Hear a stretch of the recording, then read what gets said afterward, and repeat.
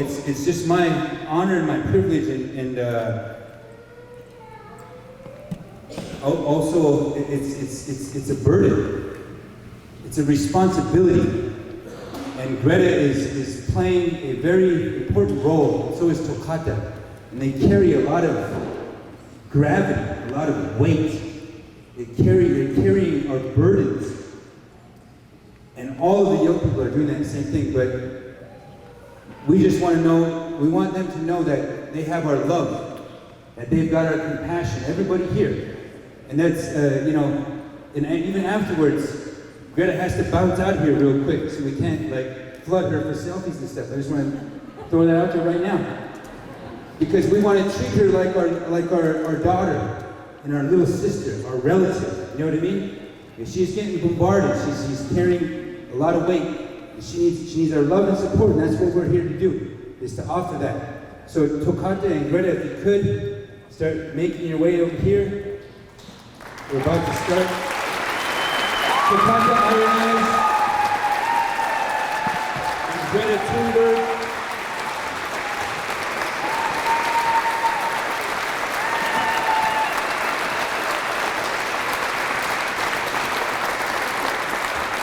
Yeah.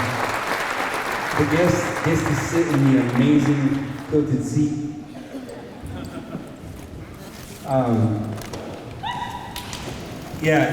And thank you all again for just sharing an evening with us at such short notice on Sunday. Thank you to the people that cooked the food.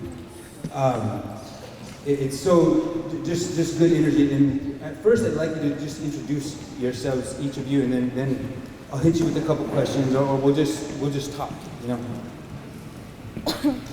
Hello? Is this on? Use this one. I'll get this. That one's on a clip. Hello everyone. My name is Tokata Iron. I'm the daughter of Chase and Sarah. I'm also a high school junior here at Red Cloud.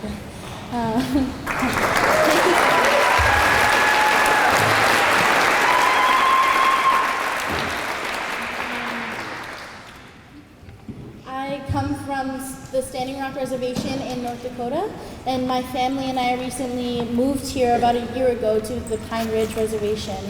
And so that transition has been a very necessary one, I think, for me in terms of broadening what Indigenous looks like to me and what Native activism looks like for me, because Pine Ridge is a place with a really rich history in Native resistance. And so for me, it's been a really long and awesome learning experience to be here with all of you. But yeah, that's me.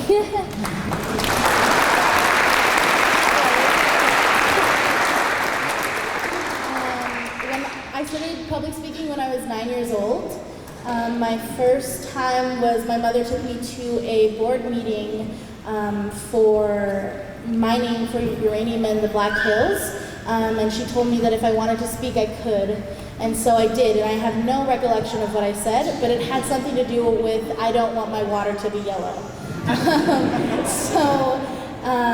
At any age, we can see that these things are wrong, and we have the right to protect those things. Simple things that every human being should have a right to. I was also a part of the very first video campaign, our call to action at Standing Rock, and that was when I was 12. Did I just say that? Anyway. Yes, so this type of activism, the stuff that me and Greta have been doing for a while, this is all accessible to every single person sitting in this room, and we need your voice in order to come up with a solution. So thank you for being here today.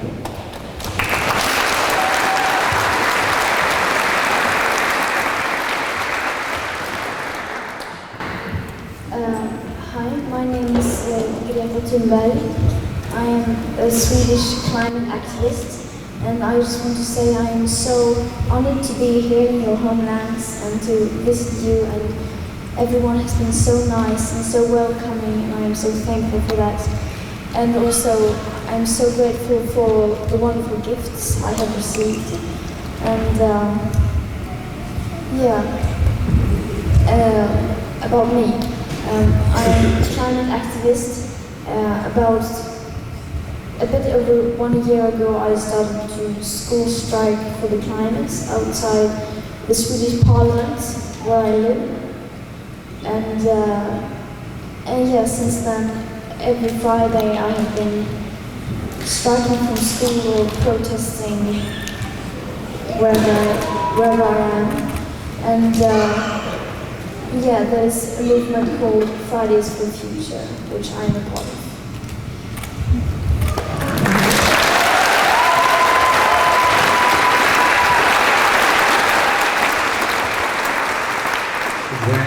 Is that microphone worse, or do I just speak louder and right into the thing?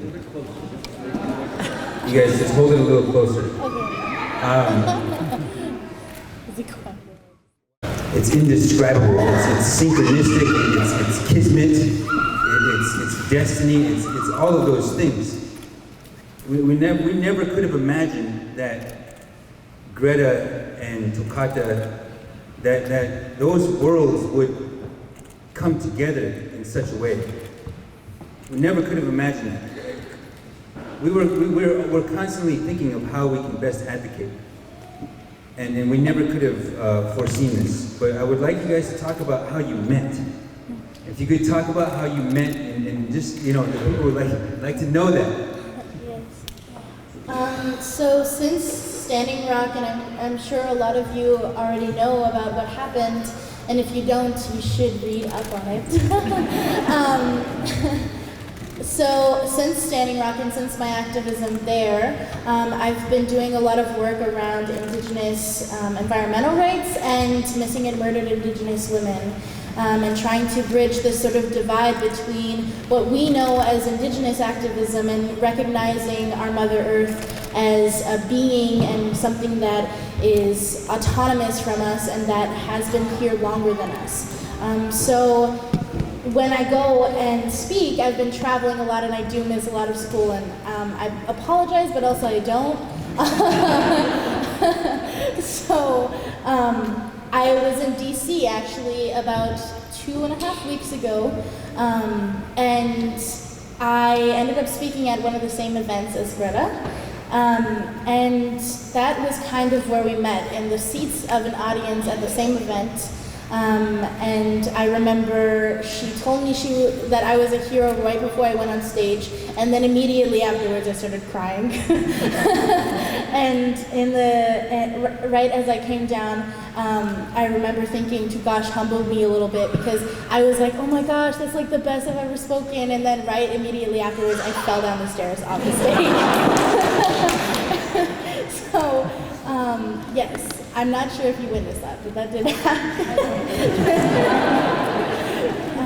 But yeah, and I think just being able to relate to another 16-year-old, like we're the same age and we're fighting for the same things. And so to find somebody else in this world where I'm walking down a path that kind of seems that I'm on my own road a lot of the time. A lot of the kids at my school and a lot of the kids that are in my age group just aren't doing the same things that I am. And so to meet somebody else who is equally as interested and equally as courageous was very important to me and is very awesome. And I'm so glad that you get to be here today. Yeah.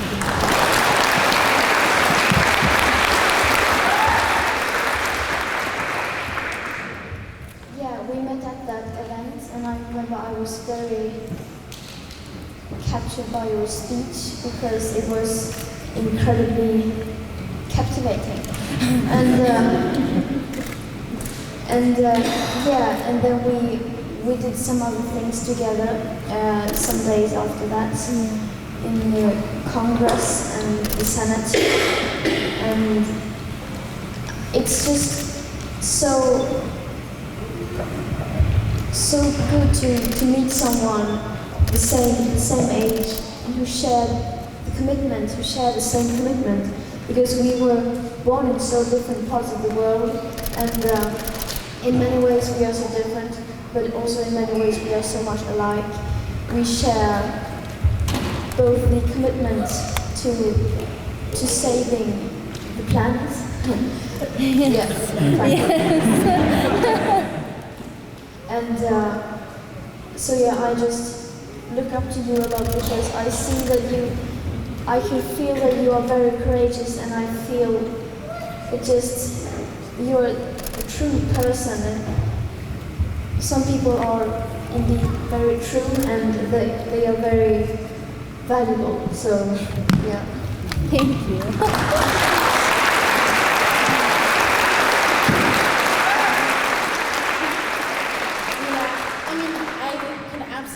Say the same thing. I know that there's a lot of criticism because, you know, the system is set up in a way so that a lot of times people who are fighting for the same thing find themselves dividing amongst each other.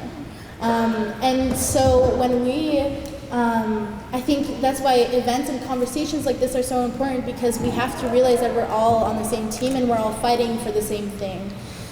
So no matter who is in the spotlight, no matter who is getting the most camera time, we have to be able to come together as one under the same set of values and be able to speak to each other on this level of human being and talking about the same things and how we can make real change together without any forms of jealousy and addressing conflict before it becomes something that is out of our hands. And as children, as 16-year-olds, I think we found a way to do that, which shows, I think, the people in this room and the people outside of it and all across the country that there is no need for conflict about this anymore. I also would like to say I look up to you just as much. And in DC, we shared a very intensive week together. We were lobbying in Congress most of the time, so it was back-to-back meetings with state representatives. And this can become very draining very fast, because I don't know if you've ever spoken with a politician, but it is a process. Yes, and you know, as an Indigenous person and as somebody who's grown up on Standing Rock on a reservation, and having to come back to this struggle after going to these metropolises like DC, it's a very personal and grudging thing. And so for me, having to bear that part of myself to these people who I need to listen, because they are in power and they are in leadership positions right now. That is a process, and trying to get them to understand how personal and how great of a crisis this is a very long process, and we shared that together. Yeah.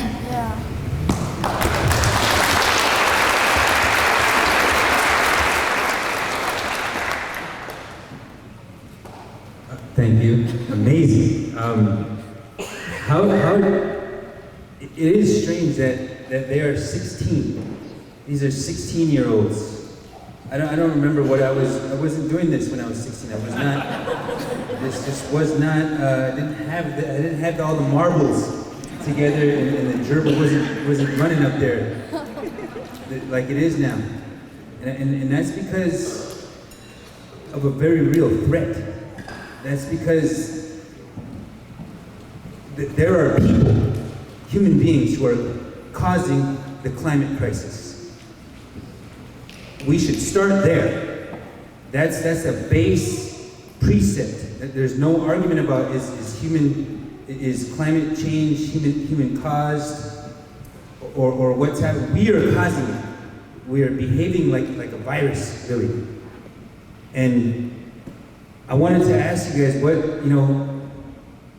is your message, or what do you say to sometimes media, I hear them ask questions like, you're so passionate, you're such a climate activist. What do you feel about that term? What does that mean? And how do you feel we can pass that fire around to people?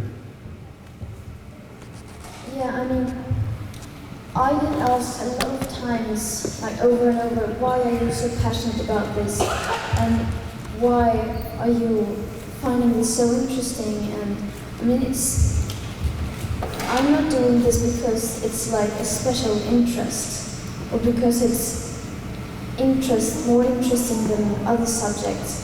It's because this is an actual crisis, and people are being threatened. People are being killed by it today, and it's not just something we can look away from anymore. And I mean, instead of asking that, why aren't you so passionate about this? Why aren't you finding this so interesting? And why aren't you spending all your waking hours trying to fight for a livable future for everyone? And I just think I don't think people are evil. I just think people are just very unaware of the urgency of this crisis and of the magnitude of this crisis. And I think a first step is to try to inform people what is actually going on and who are these people who are being impacted by it today and what is there we can do about it. And to just come together despite their differences and to come together in this fight, in this common fight.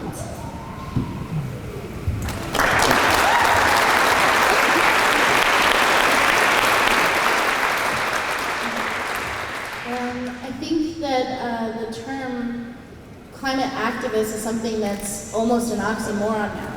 A climate activist should be a normal person at the stage that we're at in this crisis. Yeah. Yes, we should all be working as hard as Greta. We should all be organizing as much as me. Let me tell you, I've been stressed about this event all week, and I'm so happy that you guys are here, but it's a lot of work. And I would imagine that if we were all putting in work, it wouldn't be so stressful. So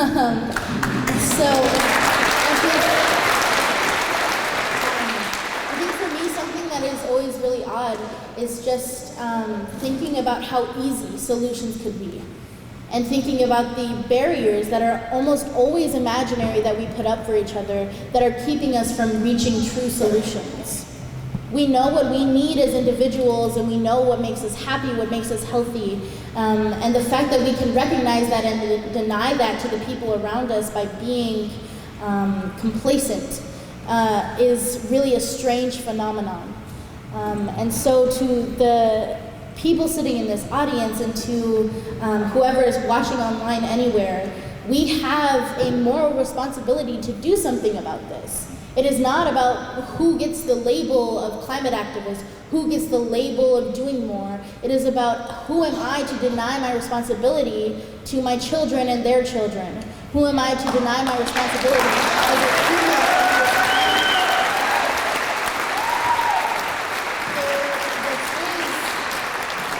The phrase in Lakota, Midakuye Oyasi, means we are all connected, we are all related.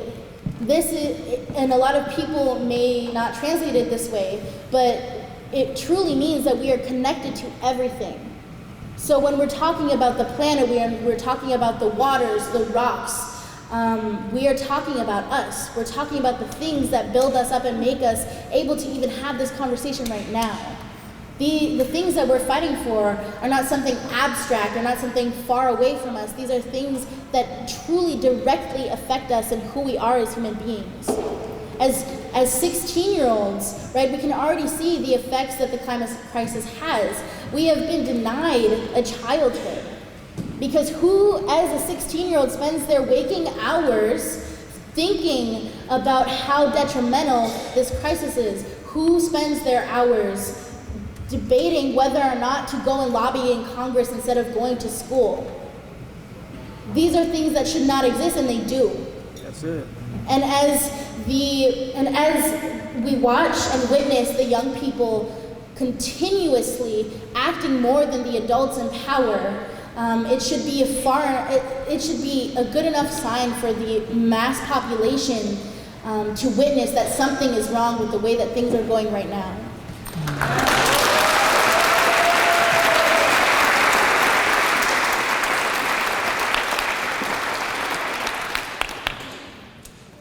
You know, Greta, how did you get to our homelands here? You know, which is now called the United States. We signed treaties with the United States. But you ended up here on our shores. Can you explain how you got here and what you were doing there and where you're going? Yeah, arrived here in the end of August, and I arrived here by sailboat. And yeah, it is. And I did that because I had stopped flying because of climate reasons, and I just thought that I'm one of the very few people in the world who can actually do this trip. So therefore, I mean, why not? Plus, it was fun as well. But and now I've been here for a few weeks, quite a lot of weeks, and it's been amazing in so many ways. And now I'm traveling through the continent, and then on to slowly start making it to Santiago de Chile for the COP25, if I make it there. And wow. So you were on a sailboat for about 2 weeks. She was on a sailboat for 2 weeks. I come from where the buffalo is, and I couldn't even imagine it. You know, when we start with the premise that we're in a climate crisis, when we admit that to ourselves, and then we add to that the fact that 850 people were arrested, were criminalized at Standing Rock, at No Dapo, at Ochete. 800, Tokata had to watch her mom get arrested. A pediatrician who went to Stanford Medical, she had to watch her mother get arrested. She had to watch her father face a potential 6 years in prison. Because these forces, I don't know if we should call them an enemy, I don't know, maybe that could be a question. There are forces at work trying to destroy our water, trying to criminalize those who are standing up for Mother Earth, those who want clean water for their children and all living beings. In this state, the governor put into play this riot boosting law that was recently shot down. They plan to build the Keystone XL pipeline in January. And could you guys talk a little bit about what's going down in Rapid City tomorrow that nobody knows about? So just offer some words on that, and how do we smile through this? So there is going to be an action tomorrow in Rapid City to protest the Keystone XL and to bring awareness to the climate crisis. As people who live in the Midwest, I think that we can all pretty much agree that there's not a ton of awareness and a ton of communication about how detrimental this time right now is in regards to the climate crisis. And so to be the people who are in the streets and talking about it is going to be something that's going to be really powerful. And so we right now are looking towards the indigenous people of this land, because we are the ones who carry the blueprints for the solutions that everyone is looking for. If you are not including indigenous people in conversations and actions about solutions, the solutions that you create are not sustainable. Because as Nick said, we hold 80% of the world's biodiversity. And so the ways in which that we protect our rights, our ways of life, and our communities are directly correlated to the climate crisis. So we think about the mental health within our communities. We think about the oppression and internalized poverty, this way of being that has suppressed us for too long. And we think about how we have ended up at this very position right now where we are at the edge of a cliff. We are at the edge of the cliff in regards to our timeline to save this planet. And the indigenous peoples will be the ones to lead the movement off of the edge. And so tomorrow the action will be at Memorial Park at 11:30 is where we will meet. And we will be marching to the mayor's office to demand more education around this in our schools and to demand that he recognize this really as a crisis and stop promoting the fossil fuel and extractive industries that are destroying our communities.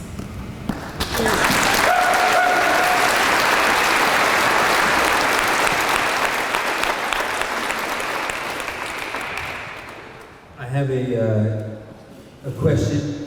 When we talk, we talk about those forces. Those forces also tell us what law and order is. Those are the forces that say it's okay for a big oil company to poison an entire river, the entire Kalamazoo, and get away with it. Not so much as a fine, let alone doing time like they're trying to do to us.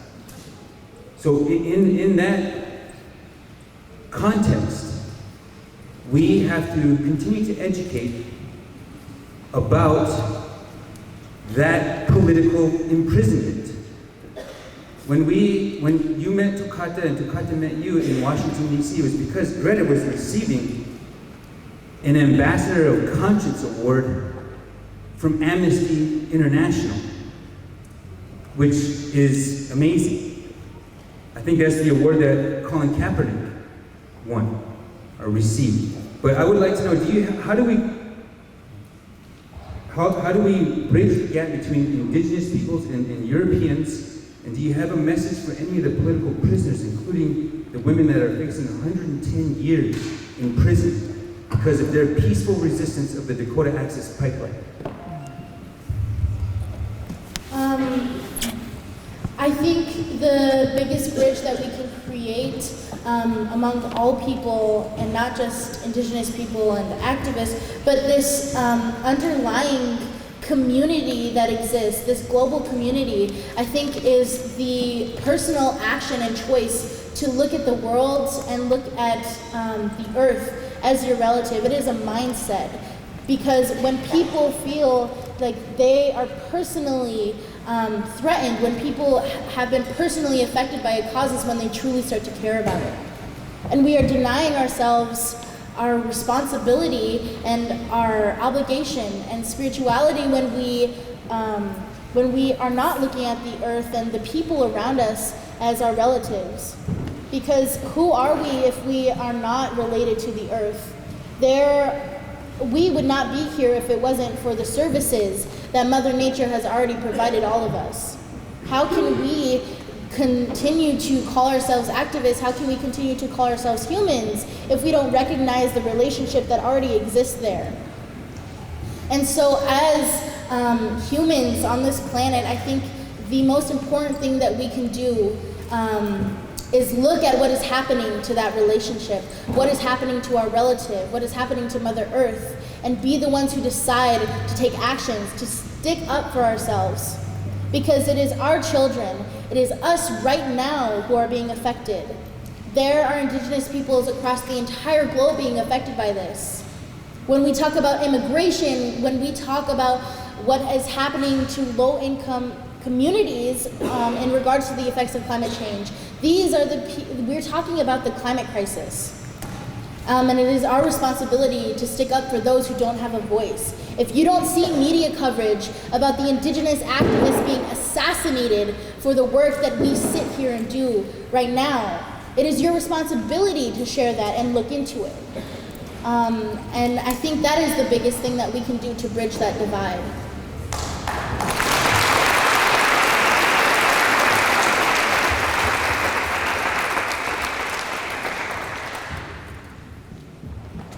Yeah, I mean, you said it all, but it's important that we change our mindsets, as you said, that we need to realize that everything is related, and we are related to each other, and we should not see each other as groups of us and them, but as a whole us, because we are depending on each other in so many different ways. We are depending on nature, and we are also connected to nature, and we need to see the planet and nature as something which has a value of its own, that we cannot own and exploit, and I mean, as we want. And it's just so important how we perceive the world and to, yeah.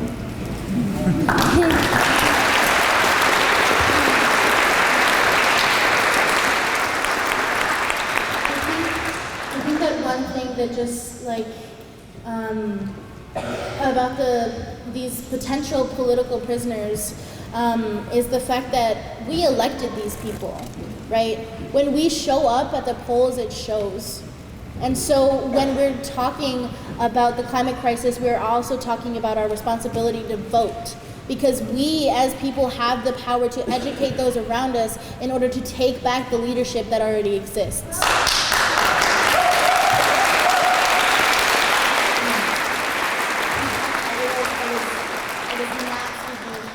At all.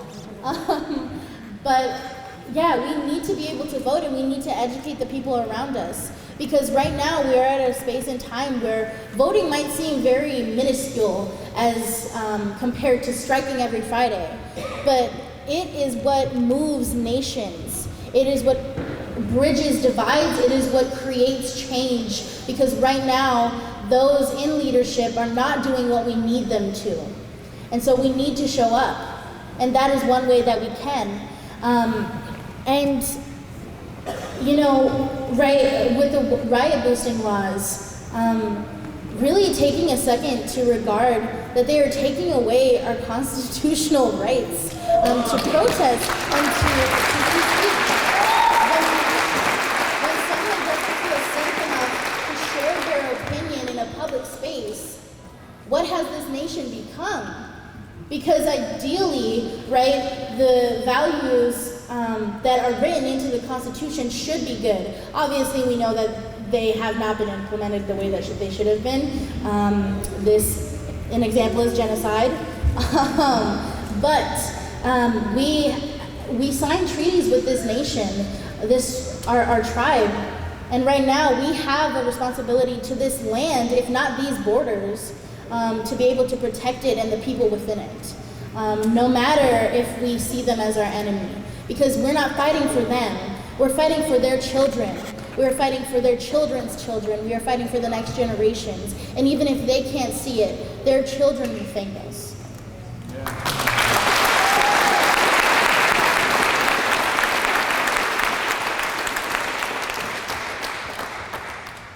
And we are lucky enough to live in democracies.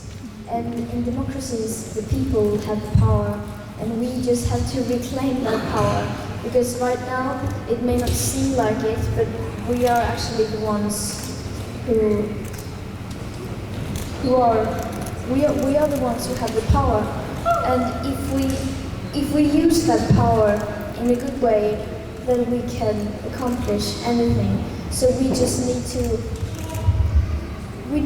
fight, and we need to show them what really matters to us, and that this is a matter of life and death for many people. And to mobilize and organize, it is so extremely important in times like these. So there's so incredibly much one individual can do, and if it's one thing, then mobilize and organize yourself and try try everything you can to push in the right direction. We need everyone to push from every possible angle into the right direction, because if we start doing that, then we have won. Yep.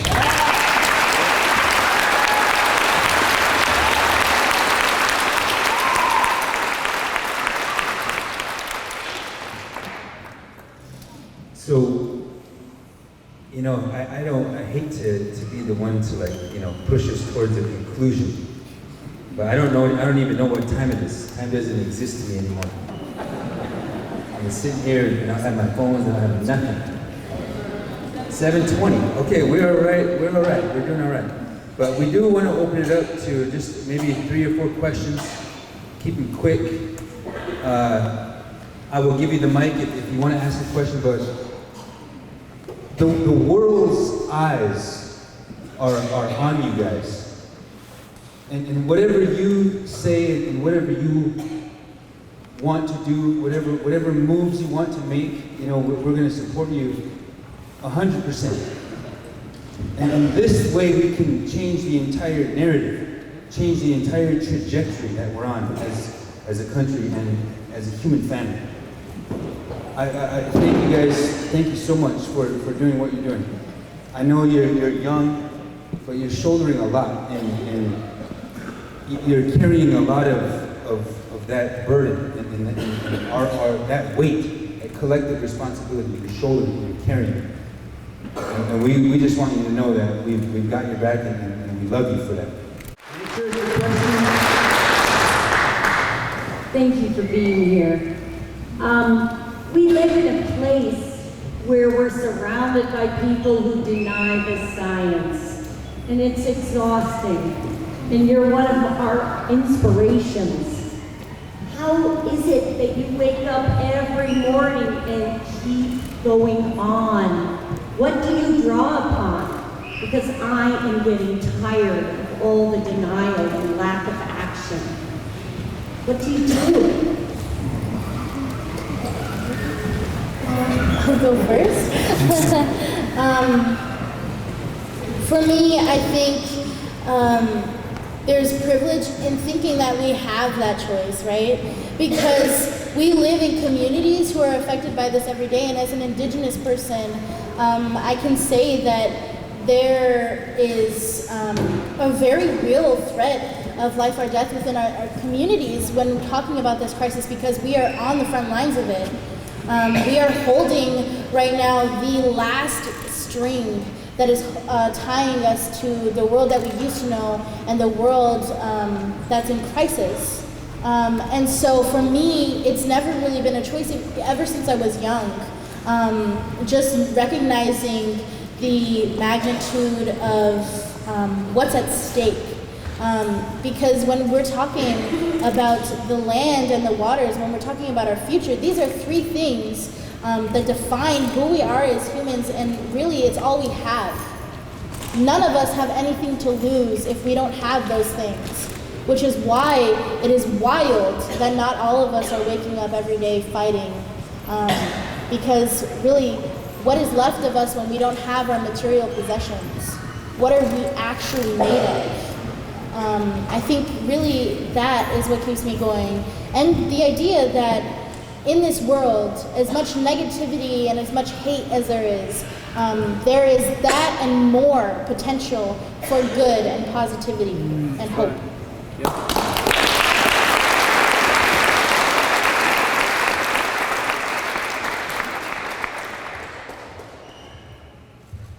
Yeah, I mean,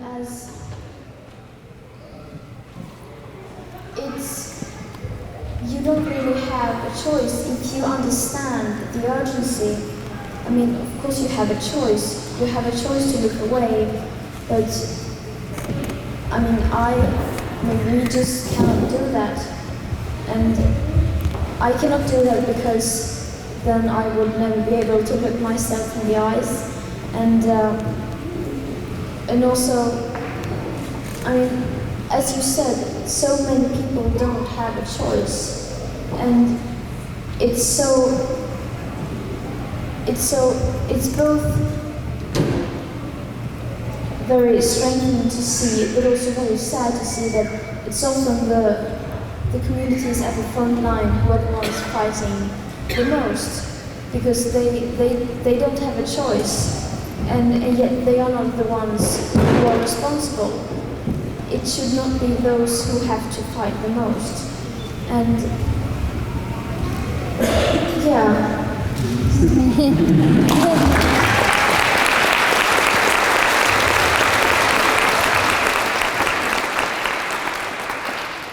It's such a profound combination of worldviews that is expressed. And then it's making us just all think anew. Thank you for giving us your energy. Hi. What are you guys' thoughts on capitalism and how it affects the planet?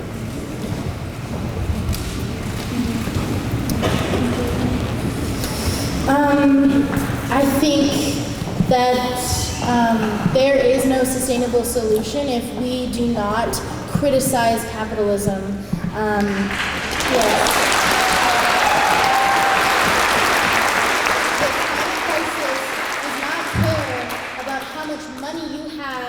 Or how well-statused you are within these political borders. We are all on the same level when it comes to crisis. And especially, right, we see that the climate crisis is intersectional in that way. Because as an Indigenous person, we can lower carbon emissions all we want, but if we're not protecting Indigenous people, what becomes of that last percentage of biodiversity? If we're not protecting the way of life and changing our mindset, then what becomes of the biodiversity? If we are not protecting the essential things and only dealing with carbon emissions, we're not talking about a solution then, we are talking about an inversion of an inevitable defeat. And I think that really the exploitation and the greed that comes along with capitalism is what we need to tackle. And it's a personal decision to look that in the eye. When we are talking about what matters to us, it shouldn't be a question. The answer should always be my children, the environment around me, and the future. And capitalism doesn't save room for any of that. It only saves room for economic growth. And what is economic growth if you don't have water? It does make sense.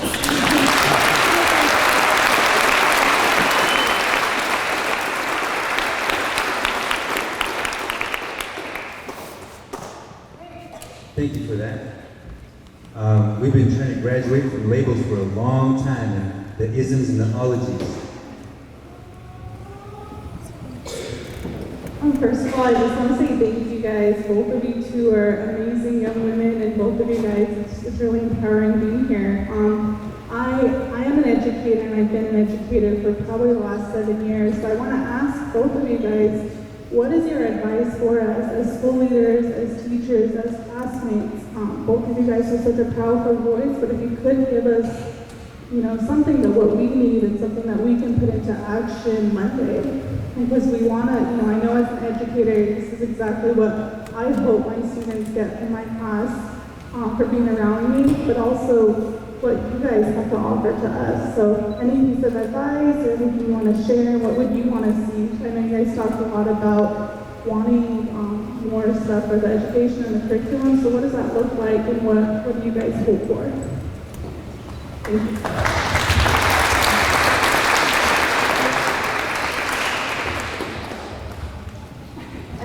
I first heard about the climate and ecological crisis in school, and of course it wasn't the entire situation. It was only like a tiny bit of the problem. But I think, and I had to find out more myself because the school. It wasn't a part of the curriculum to learn about the big picture.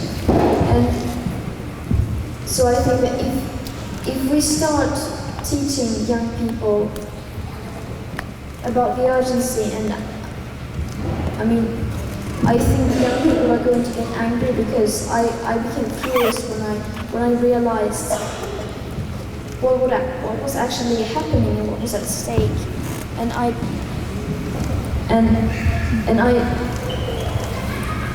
of course I'm not going to go into details about exactly what it is, but just the broader picture, and to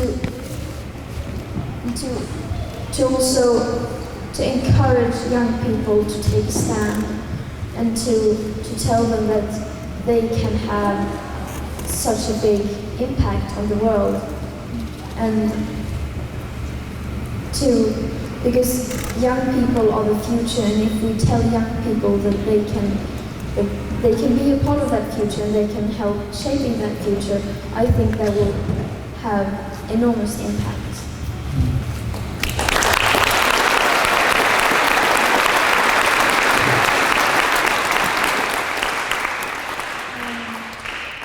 I think that, as Greta said, right, informing people about the impact that they can have is going to be really essential. And also, I think in a lot of communities, right, especially right here in Pine Ridge, I think that when people are talking about the impact that we can have as individuals and together, I think we need to also be talking about the resources that there are already available for students to access. Because if you tell a kid to take action, sure, maybe they will go stand outside, but what does it look like if they're confronted by police? What does it look like if they're at the max of the attendance policy for being gone? I think finding these specific pathways for students to take and being there when they have questions. I also think that in the school system as it is right now is very flawed. In a lot of ways it doesn't give room for criticism. And the ways in which educators can open that is being the ones who say, this is the part where you should maybe ask, do some research into this part. Because if students aren't adequately paying attention in your classes, they are not going to take the action and initiative to ask the questions that need to be asked. So where is your moral responsibility to say, hey, this is maybe where you should do a little extra research? Because I'd imagine if we all had taken the extensive research that I and that Greta had taken about the climate crisis, we'd have a lot more climate activists. So yeah, I think that really is our responsibility. Teachers are some of the most important people in the entire world. Right. They are the people who are helping raise this new generation of world leaders. And so every single student sitting in your classroom has the potential to change the entirety of this world. And giving them the access to resources and giving them the respect of telling them what is the actual situation that we're in is your responsibility.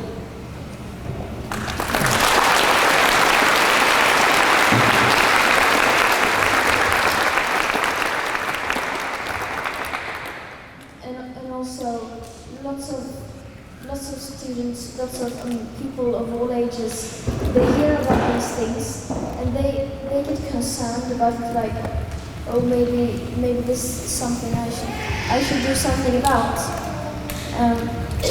And then they're just left there without anything concrete to do. And I think we need to give people examples of what they can do to not lose that engagement. Because then, a lot of people can just either shut it out and say like, yeah, but there's nothing I can do about it. Or they fall into depression or get climate anxiety because it's just too big of a problem. So to tell people things they can do is also very important to not lose the engagement and commitment.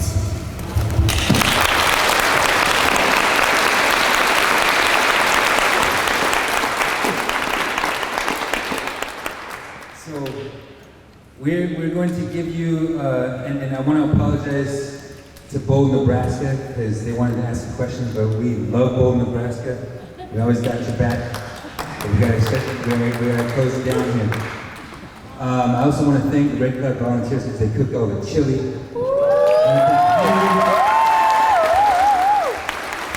They cooked a bunch of food. All the people that do the work. You know what I mean? We're only as good as our workers. But I want to give you each an opportunity to close out. Say your last words, and then we want you to sit and wait for a quick 10-minute a giveaway and a recognition. We're La Cota people, so we have to give you things. I don't know if you can fit it all. The first Tesla to ever set foot in La Cota country is driven by Greta and her father. I don't know if you can fit all those gifts. I don't know if you can fit all gifts, but we want to, President Bearrunner, Red Dawn, and another have brought some gifts to give you, so we want to make room for that. But we want to give you a chance to just say some final words, and then we'll start that portion. I think the only words that I have left to say are that you all are just as powerful as any of the people that you look up to as heroes. So the Mandelas of the world, the Gandhis, the Gretas, the Tokatas, the Red Clouds, the Crazy Horses, every single one of us has the potential to make just as much change and impact on the world as they had. And it is only us in denial of that potential that is holding us back. When people realize how much power they have, when people realize how much potential they have, it scares the people who are already in position because they know what they're doing is wrong. And so us, as this population, we need to take ownership of that. Take ownership of ourselves again, finally, and stand up and say, I know that this is wrong and I'm going to do something about it.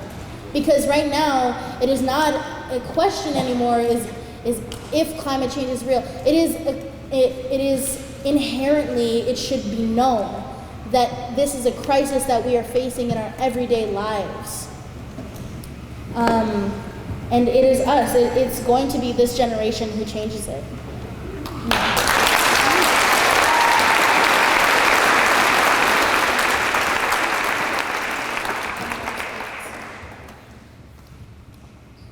Well, there's not much I can add to that. Just know your worth and how much you can accomplish. And also, it is so incredibly important that we listen to Indigenous peoples because they have been living in balance with nature for so long. And as you said, if we are looking for solutions, we need to, in those solutions, include Indigenous people and listen to them and knowledge they have. You have. It's just something we have to do, and we must never lose hope, because, as you said, it is hard to constantly waking up and feel like nothing is happening, and people are just trying to delay action or make it even worse. But we must simply never allow ourselves into despair, and never think that this is not meaningful, or it doesn't have an impact, or I can't make a change, because that is so wrong. And I think we young people, we climate activists and we who are fighting for environmental and climate justice, I think we have proven that to be wrong, that everyone can actually have an impact, everyone can make a difference, and just never lose that set of mind and carry on no matter how hard it will be, because it will get hard sometimes. Just have to go through it and know that you have so many people that are beside you and stand behind you in this fight. You are not alone.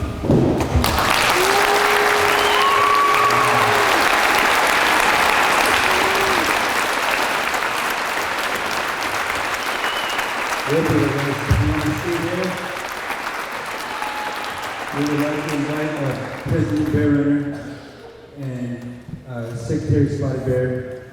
Also, we'll start with the President. We just want to make sure that we can get some gifts to you. It's very important that we do that. Again, we'll be like, how about you teach up a little, each and every one of you, for coming out and showing your support to our future generations. Like you said, the future leadership, and this, I guess, is kind of one of the reasons why I feel that the Creator put me in the position that I'm in, because we all share the same vision. and this is the reasons why I knock on those doors in Washington. This is why I choose to stand on the front line. Because as an older generation to our younger generations, I have to take the first hit, but I know that there's generations behind me that are going to carry on my visions and my feelings. I know that that no matter what happens to me, that we will live because of young people like this that choose to sacrifice their time of being children to stand up for what's right in the face of corporate greed and genocide and big extraction. So, I want to thank, again, Greta, and I also want to highlight that, Tokata here was also very influential in my campaign. She helped with the media, the photography, and told me how to stand and to fix my collar and things like that. So she and I want to thank you again, Tokata, because I don't think I've officially, thanked you, for helping, working with me to, put me in a position of where I am today. And, and also for myself to be, I tried to be a good leader and a role model to other leadership, to help them to show how to not only be connected with your values, your traditions, and your way of life, but also with your people. Because if you look around the world, there's some leaders, and not to point fingers at Mr. Trump, but, to be a good leader, you have to have a good relationship with your people. You have to listen to your people. Because like they said, your people are the ones that put you in that position. So I try to be, a good person and a good relative and a good human being. And I want to, again, acknowledge our leadership that we have here today. The Creator also didn't just put me in my position, but now, we have Red Dawn on Capitol Hill and Pier. We have her to be our voice, Ms. Bree Boyer to be our voice on another level. So to collaborate with our membership in leadership positions to help to make a great impact for the Ocheti Shakoni. Because it's not just about the Oglala people. It's about humanity and the original bands that, took care of the 1851 and 1868 treaty territories. So, I also would like to acknowledge Councilwoman for the Pioneer Village, Ms. Makina Mills, and the Secretary of the Oglala Sioux Tribe, Ms. Jennifer Spotted, to help to present some gifts to Greta and to Tokata, but also we have two people that have also been on the fight on the front line. Some leaders that we acknowledge from our Two-Spirit community that have just fought to bring, a hate crime law, to the floor of the Oglala.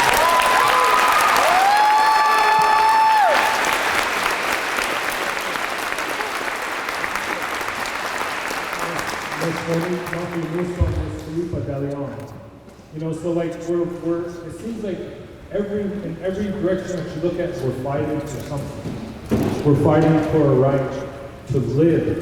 We're fighting for a right to be who we are as Lakota people. We're fighting for a right to be, who we were intended to be. It's a constant fight. It's a constant fight on every level of government. And it's my honor to stand with Greta and with Tokata, with Felipa and with Maki, and with our current elected officials, to be on the front line together, to help to make life better for everyone. So at this time, Nicola, Robert Waters, will you come up, please? And I'm going to ask, this is my kola that I've been through a lot with, Mr. Robert Waters, and I'm going to ask him if you'd render an honor song for these two young women, for taking time to come to bring us together to continue our way of life. And so as we present these gifts, open up.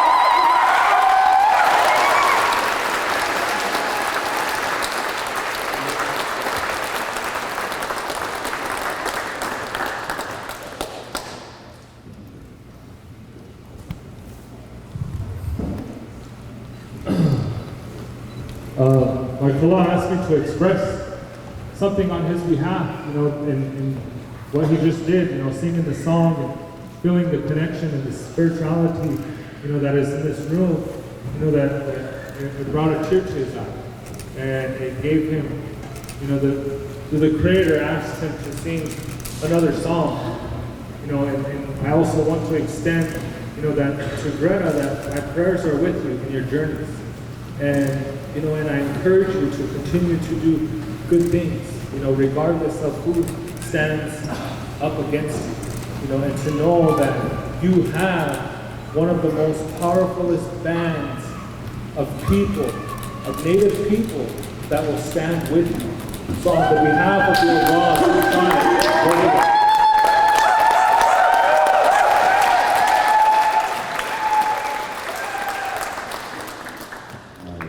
God made this version of this song so we could use it in public and not only ceremony. Somebody might have heard this belong to old man, white man. But my dad chose somebody else to make this version, like I said, so we use it in public.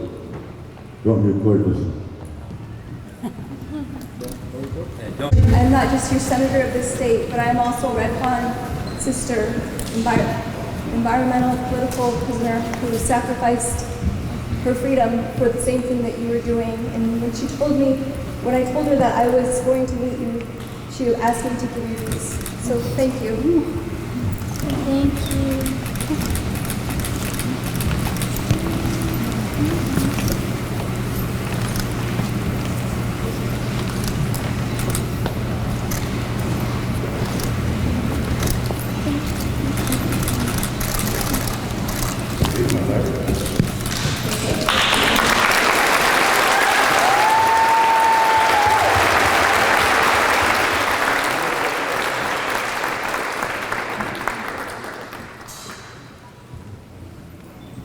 So with that, Greta, in the Lakota language, we say, "Nache nula wa'un." That means anytime, anywhere, I live my life. So if there's ever something that stands in your way and you need help, you call out to the Obrala Oyate. We stand ready to paint our face and stand with you.